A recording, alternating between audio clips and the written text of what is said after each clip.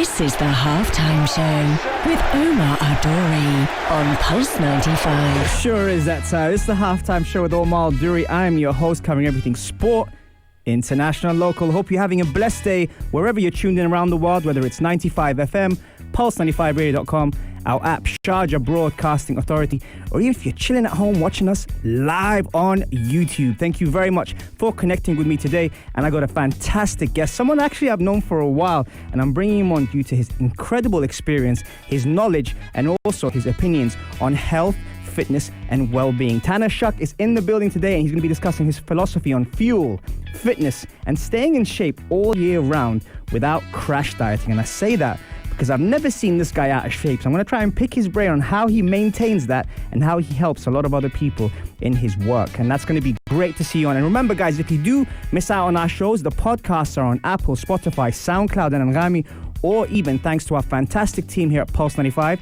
you've got the YouTube episodes on Pulse 95 Radio. Thank you very much for everyone who's connecting with me on the Instagram Live. Shout out to Machiavelli, Noura, Ayman, Terry, Spicy, Fahima, Coach Arta, and everyone, and Zulfi, of course. Thank you very much for connecting. Stay tuned on the only place to be at 3, the Halftime Show on Pulse 95. This is the Halftime Show with Omar Adori on Pulse 95.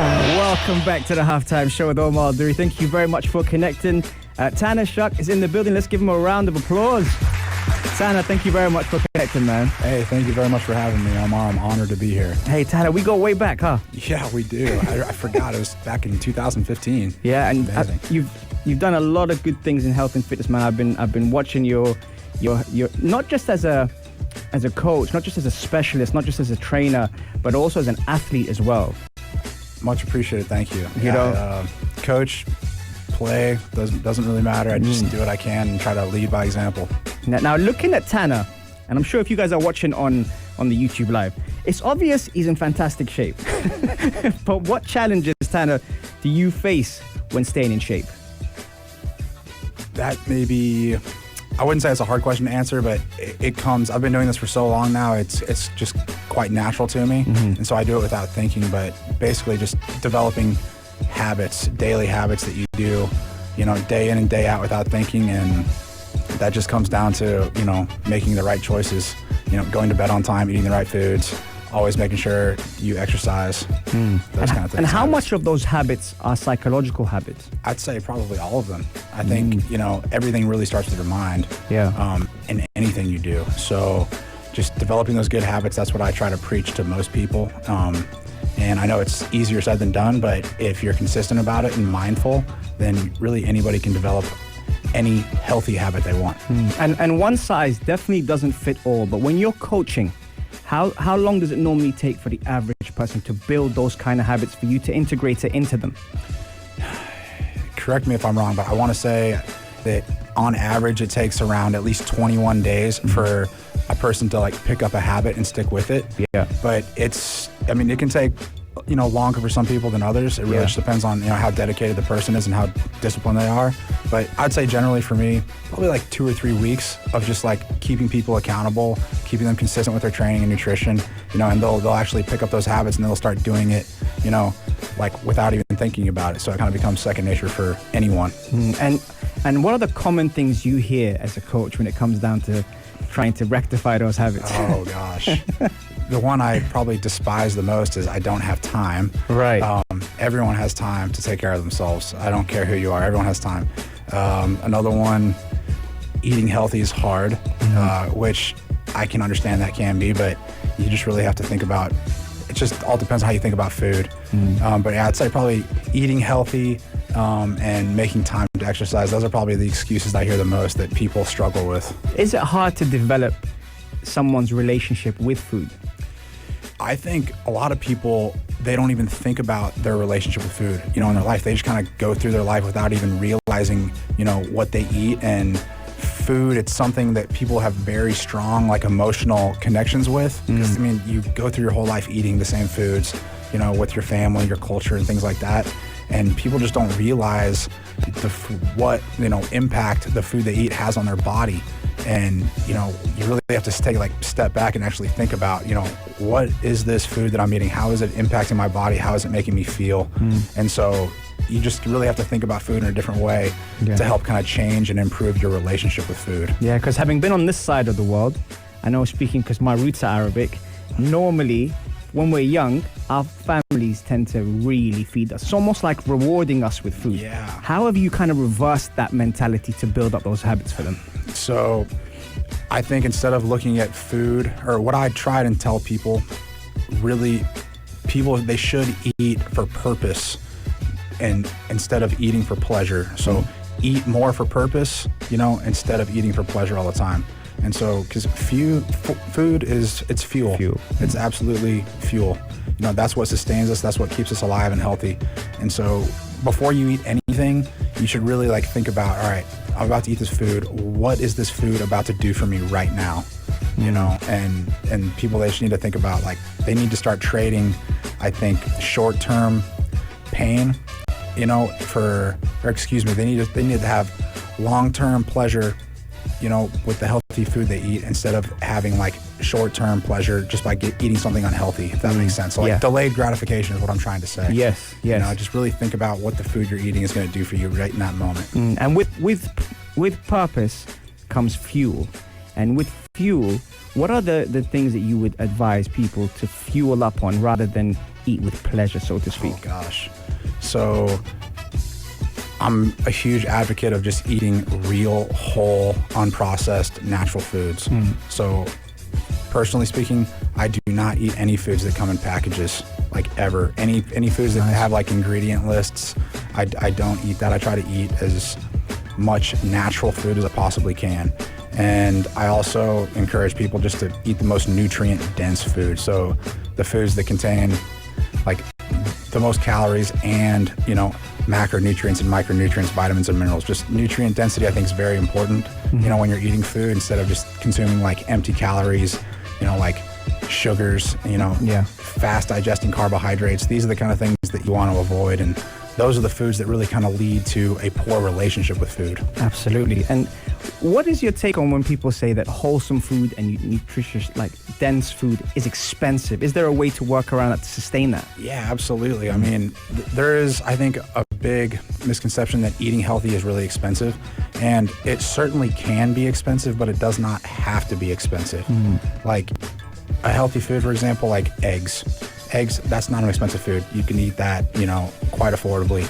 If you can't afford to eat high quality meat, you could easily buy canned tuna, or beef mince. Yeah. So when people say, eating healthy is expensive, I respectfully always disagree with them. And like I said, it does not have to be. Yeah. Just choose healthy foods that aren't nearly as expensive. They may not taste quite as good, but still, you can get everything you need just from, honestly, a can of tuna, eggs, beef mince, vegetables, fruits. Those aren't necessarily expensive food. You can definitely eat healthy on a budget. Absolutely. And actually, guys, you need to check out his YouTube channel. I'm going to leave all the details in the description later. He's actually got one on just foods. I watched it the other day. Really, really good. All right, coming up next, how weight training can change your life with Tanner on the only place to be at 3, the halftime show on Pulse 95. This is the halftime show with Omar Al-Duri on Pulse 95. Salam, welcome back to the halftime show with Omar Al-Duri. Thank you very much for connecting me and spending your Saturday afternoon on the only place to be at 3, the halftime show on Pulse 95. Now, on today's show, Tanner Shuck is in the building. There you go. Tanner, one of the things I love about your style of training is the weight training aspect. How can weight training change your life? Well, I'll put it like this. There's many different ways you can exercise, but lifting weights or resistance training, that's the single most beneficial form of exercise you can possibly do, just for general health and life expectancy. So if you are going to spend time exercising, I would just obviously encourage everyone just to spend a bit more time focusing on getting stronger and just lifting weights. And Terry actually asked a really good question. She said, does he focus on specific groups on specific days when doing weight training, or full body? So you can do both. There's no right way, wrong way to lift weights. Personally speaking, I lift weights probably 4 to 5 days a week, and I don't isolate certain muscle groups or body. I train kind of body parts, so I'll have like a lower body focus day or an upper body focus day. But that being said, I think a really solid approach that I do for a lot of people and clients is like a total body, training split. So you can actually train every major muscle group in the same workout, and that's really effective for a lot of people. And how often is that daily or every other day? So this is all like individual specific. Yeah. You can do both, but I'd say for like the general population, if you're doing like a total body resistance training workout, you can do that 2 or 3 days a week. Nice. You probably want at least 1 day of recovery in between resistance training sessions. And is that active recovery or just recovery? Again, I'm not trying to avoid questions. No, that's really individual specific. You can do both. Yeah. If you feel good and healthy and you want to move around a little bit on the day between your weightlifting sessions, I encourage people to do that. If you're just like really tired or really sore and you just kind of walk around, that's totally fine as well. And I'm sure you get this a lot, the stigma of women not training weights. I do, and I've been dealing with this for a long time. A lot of times women, they're a bit hesitant to lift weights. Yes. But honestly, it's the best thing you can do, especially if your goal as a female is just to lose weight and get a bit leaner, more toned. Like lifting weights, that'll do that for you. It's Absolutely. like it's more effectively than really any other form of exercise. Excellent. And another question here. So for women, high reps, low weight, or low reps, higher weight? I would probably venture to say go somewhere in the middle of that, because when you're going like low reps, high weight, you're really just focusing on getting a lot stronger. But I'd say for the majority of women, they'd be better off doing like moderate weight for moderate to high reps. That's going to be kind of the sweet spot and where they'll get like the most optimal results. Nice. And I'm sure you hear a lot of myths as well when it comes down to the fundamentals of weight training. Amongst those things that you hear, what would you like to share with us about the things that you can just kind of squash that right now? All right. Well, I won't say any myths, but I will tell you like the fundamentals of weight training should just be like prioritize compound movements, and lifting weights, and also just prioritize the basics. So I think every person, they'd want to be able to do a body weight air squat, a strict push-up. Ideally, they can do some kind of strict pulling, whether that's like, a body weight row on like a TRX strap or a strict pull-up. But just the very basics, those are the most important things to do. And the compound lifts, the movements, they should be able to do like a deadlift. You should be able to take some heavy object and pick it up off the ground. Do like some kind of squatting variation, some kind of like horizontal and vertical pressing variation.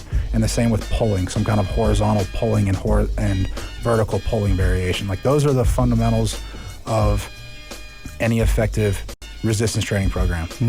Cool. Kettlebells versus dumbbells. Do you have a preference?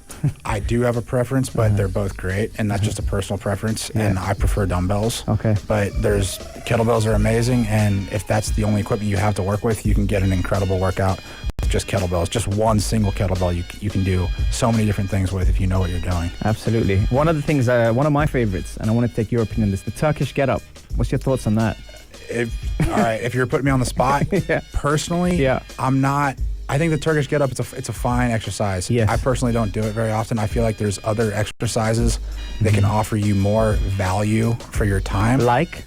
It really depends on what you're doing the Turkish get-up for, because it's a total body exercise. Yeah. But I like doing just like an overhead press instead of just doing a Turkish get-up. I like doing like weighted sit-ups or ab wheel rollouts or L-sits if you're really trying to focus on your abdominals. The Turkish get-up, it's good. It's a total body movement, but it really just depends on what you're doing it for. Right. So good answer. It's a fine movement. It's not my favorite just because it's quite complex. Yeah. And it takes a little while for people to master, especially, getting up in the steps and then going back down properly. But it's, like I said, it's a very effective movement. And I think there's other ways that you can train those muscles just more effectively. But again, that's just my own training philosophy, and everyone's going to have their own training philosophy and own opinion. So absolutely. Ikram is saying, I'm struggling with gaining muscle weight. I eat healthy, but not enough. What tips help me finish my protein portions? Was that question? So protein is probably the most important macronutrient, especially if you're trying to put on some muscle. So I would tell him, start kind of tracking his calories to make sure he's eating in a caloric surplus. I mean, because it doesn't really matter if you want to build muscle, you have to give your body the raw materials to build muscle. The raw material would be literally food. Yeah. So start tracking your calories and make sure you're in a caloric surplus, and then make sure your training is on point where you're incorporating some kind of progressive overload and you're doing like the main compound lifts, squats, deadlifts, presses, pull-ups. If you're doing those and eating enough food, I guarantee you're going to put on some size and some strength. Fantastic. I know you were involved in CrossFit for quite a bit. Yeah, for sure. What's your thought on CrossFit? Is it for everyone, or is it for a specific type of people that enjoy training? What is it? What's your opinion? So I have really strong feelings about this, actually. So I come from a CrossFit background. I was an elite level, I guess, CrossFit athlete. Yeah. I still am very fit. Yeah. I do not think CrossFit is for everyone.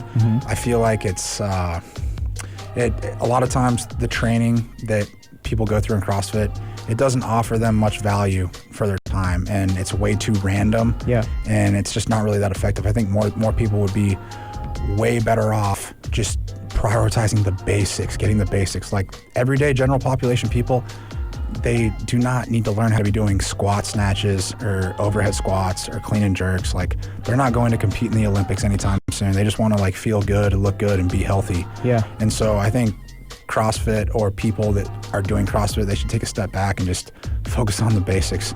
Get better at just doing squats, deadlifts, presses, pull-ups.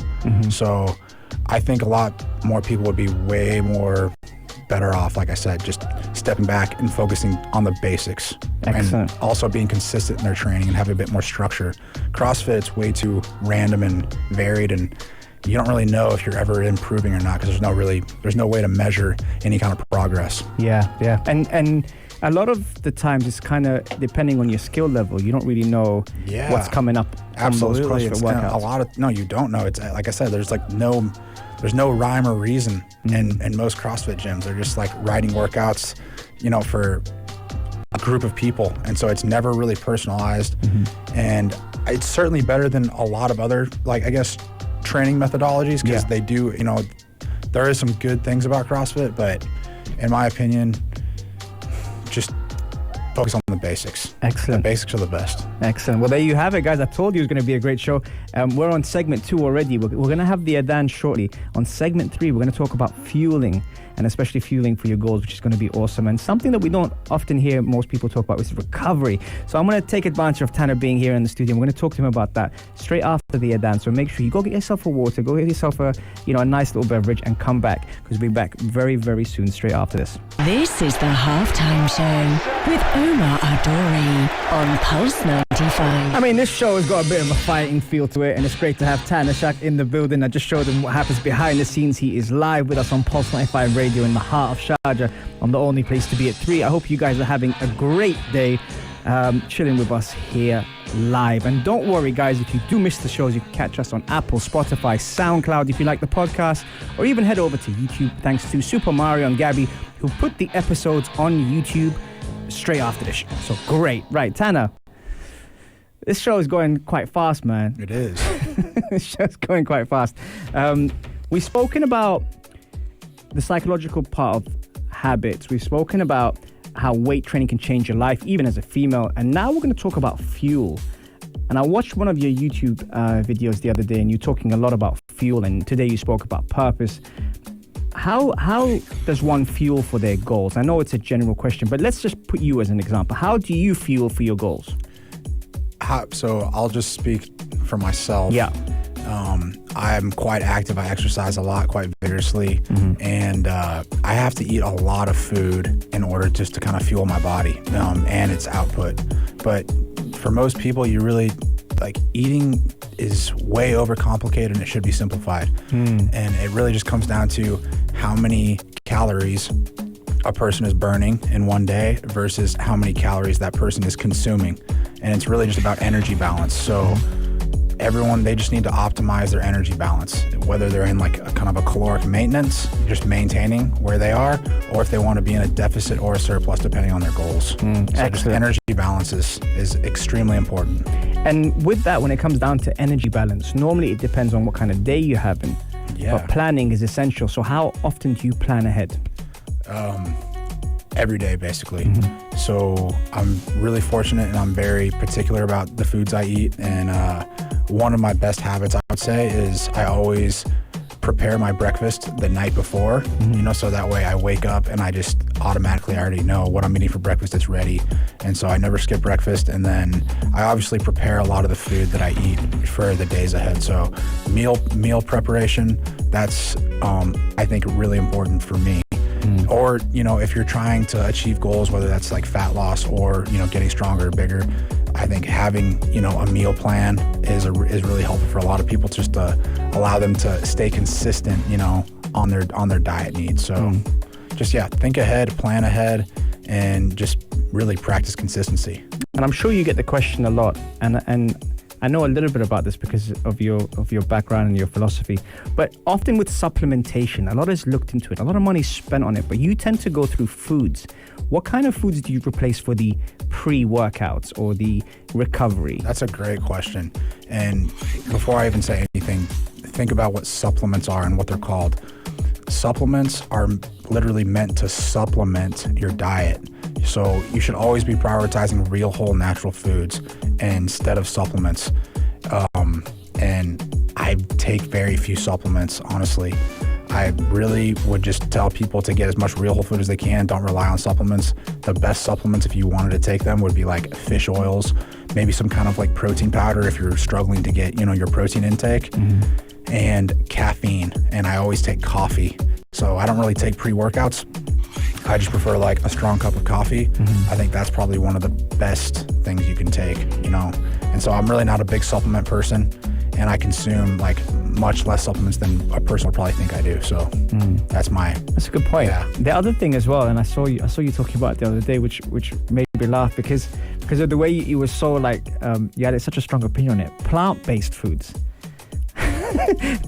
Tell me, what's your take on plant-based food? Because when you said protein, and I thought of whey versus plant-based, what's your take on that? Well, first off, I think any diet that excludes entire food groups is probably not the healthiest diet or sustainable. Plant-based foods, they're certainly healthier, and there's certainly, worse foods that you could eat. I have no issues with anybody going plant-based or any plant-based foods. It's just almost always animal-based foods.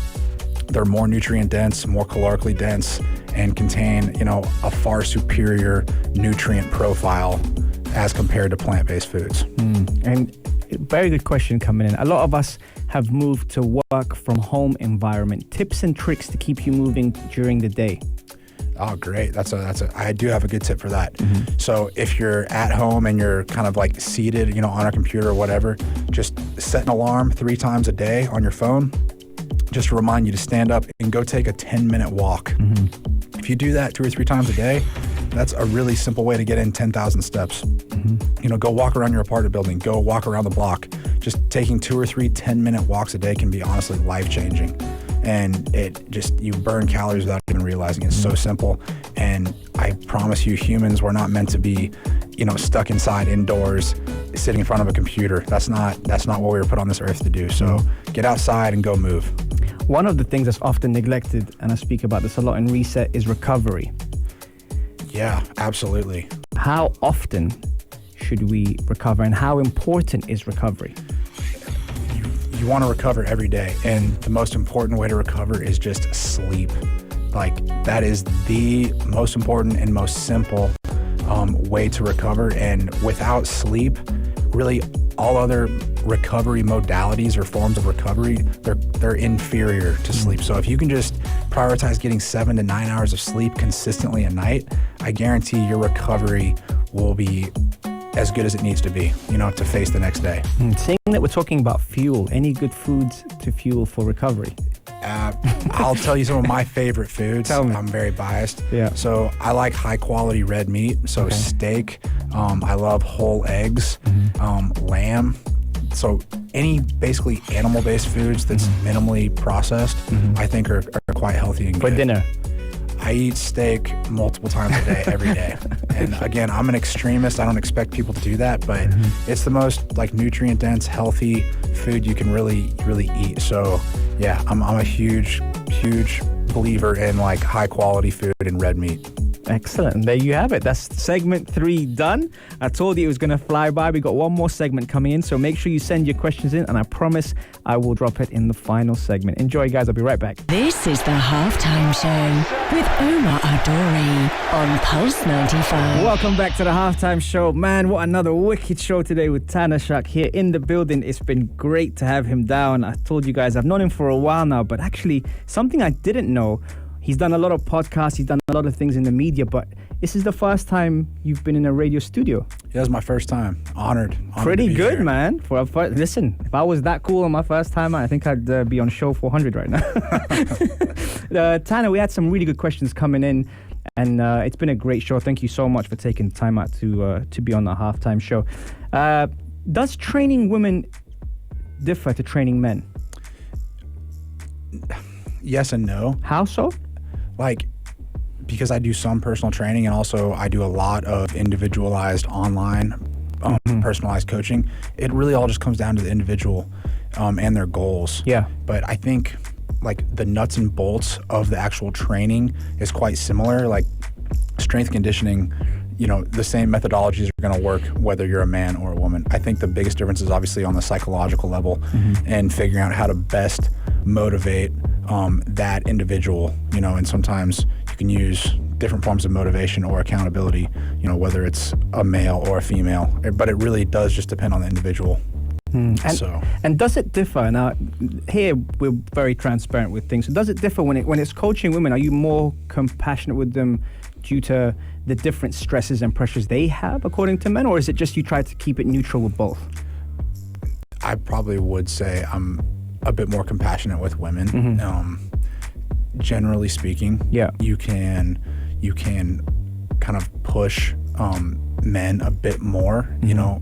But that being said, one of my toughest and hardest working clients ever is a woman, you know, Amna bin Bahar. So like I said, it really all comes down to an individual case by case basis. And that's, you know, in order to be a good coach, you have to realize how to best communicate with that person and how to best keep them motivated and accountable. Nice. Very nice.